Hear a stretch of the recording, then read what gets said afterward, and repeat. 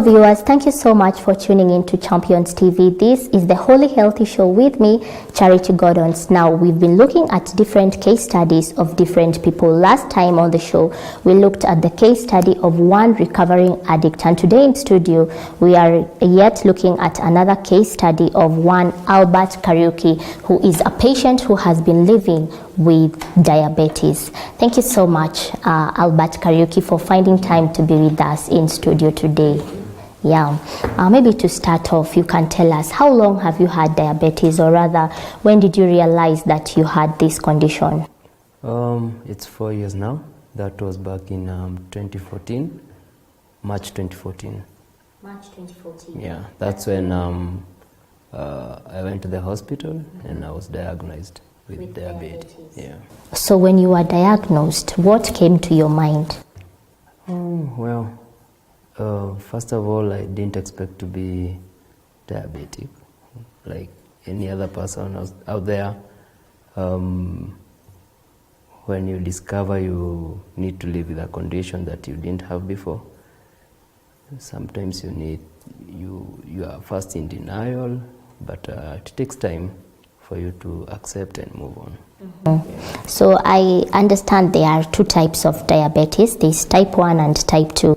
Yeah, there's type 1 and type 2. Type 1 is whereby the body doesn't, or rather the pancreas, doesn't produce any insulin at all. So for type 1 patients, they have to inject themselves for them to survive, or for them to live. For type 2, they need to use medication, but if the medication is not working, they go back to using the insulin. Yeah. So which is your kind of diabetes? My kind of type is type 1. Type 1? Yeah.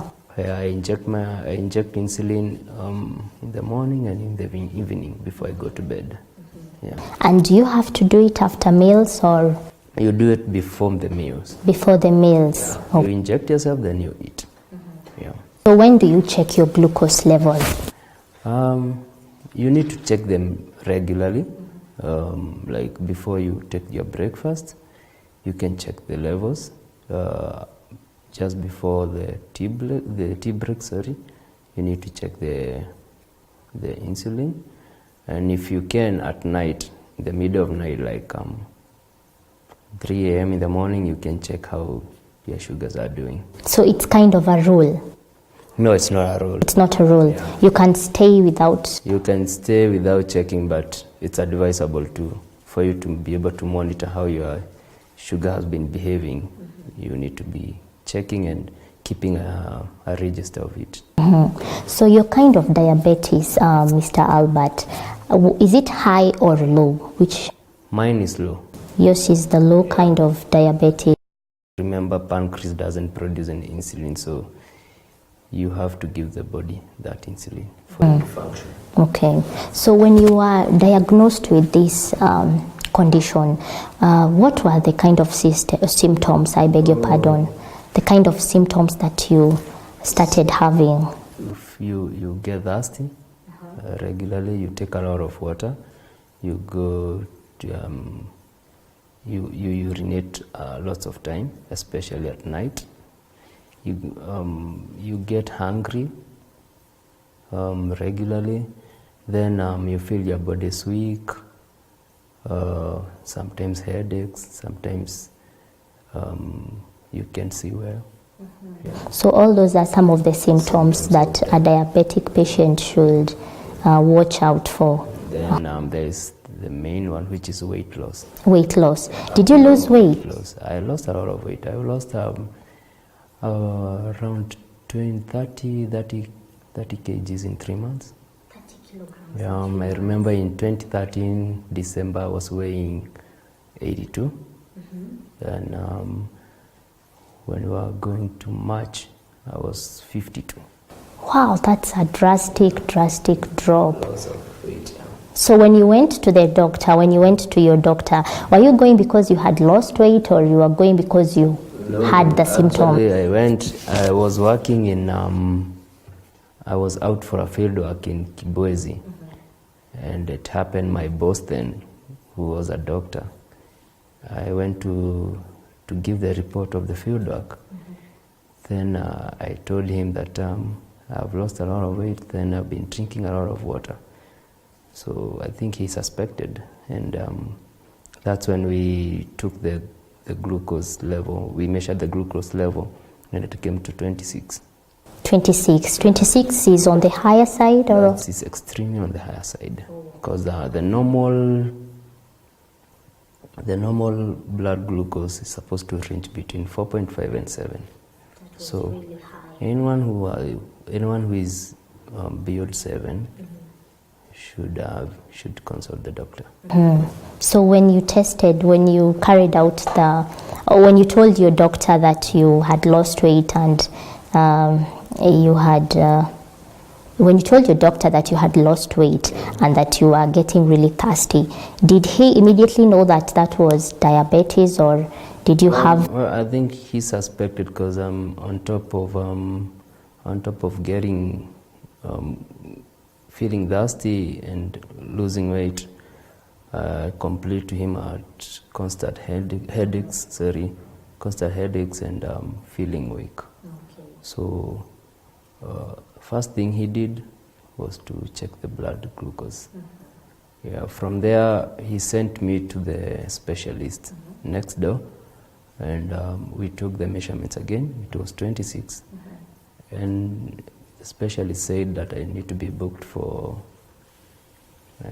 admitted to the hospital because the sugars were, But I said no. I brought myself here in case they need me next day to follow up with the specialist. I'll come, but I'm not going to the hospital. To be admitted. Yeah, that's when they released me, and they told me to come the following day. Okay. I was referred to my current doctor, Dr. Nancy Goge, and she's the one that I've been seeing since then. Okay. Yeah. So you've been living with diabetes since 2014? 2014. I know diabetes, we've had cases that treating diabetes is really expensive. How have you been managing with your medication? Well, it's expensive, yes, because you need to, first of all, you need to manage your diet. And by managing your diet, can you briefly take us through like what you have for breakfast, lunch, and supper? Well, I'll tell you what is supposed to be in a plate of a diabetic person. First of all, quarter of your plate should be starch. Yeah, and I mean starch, I mean like ugali, rice, the chips and likes. And then the other quarter should be proteins, the beans and the meat and all those. And it's advisable you take the white meat. Yeah, regularly than the red meat. Then the other half of the plate should be the vegetables. So basically that's the plate of any diabetic patient. Yeah. So apart from that, you need to do exercises regularly. Okay. It could be walking, it could be running, whichever exercise you can afford, because different people can afford different types of activities. Yeah. So you said that you treat your diabetes using injection. Yeah. So do you carry the injection with you? Yeah, not really, but not unless I'm traveling or if I'm going somewhere and I know that I'll be late to come home. But on a normal day, I usually leave home at around 8, and I'm usually at home before 9. So I don't need to go with it. Okay.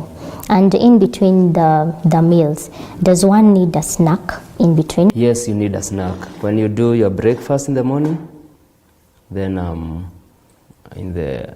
at around 10, you can do a snack, maybe a sausage with something else. Then lunchtime, at 4 you do a snack, and then dinner. Yeah. And which meal is the biggest for a diabetic patient? Is it that he's supposed to take more during breakfast, or less during breakfast, and more during lunch, or more during supper? Not really. Specific meal that should be heaviest? No. you need to balance them. Okay. Yeah. And they should also should they include vegetables? Yeah, vegetables are key. Okay. Key. You need to balance your plate. Like I said, it has to be quarter and half. The half for vegetables, quarter for starch, and quarter for the proteins. And if you can try, you need to eat before 2 hours before you sleep. Yeah. Okay. And are there some kind of complications that one experiences, perhaps maybe the side effects of the medication? Like for your case as Albert, are there, take us through some of the side effects. There are no side effects for taking the medication. Except the injecting the body, nothing else. Side effects, like do you feel like throwing up? No. Yeah. You don't feel like. So when you realized that you had the condition, did you immediately tell your family back at home? Yeah, they were the first people to know. Yeah, and they were so supportive, and they've been very supportive up to today. You're the only child who lives with diabetes from your family. Yes, I am. Is diabetes hereditary? Yeah, it is, but nowadays it's lifestyle. Yeah. Okay. Yeah, we've had so many cases of diabetes nowadays, just like cancer. Not because it's hereditary, but it's because of the lifestyle that you're living. You see, most people prefer fast foods than the foods that we make at home. If you were to bring a burger here in sukuma wiki, 90% of people will go for the burger and leave the sukuma wiki. Yeah. So if you want to avoid diabetes, you need to check your diet. You need to check your weight, because many Kenyans equate gaining weight to being rich. True. Yeah. Which is a very wrong mentality. Yeah. So this diabetes, is it diabetes mellitus? What is it the same condition, or it's just those are two different things? Is the full name called diabetes mellitus?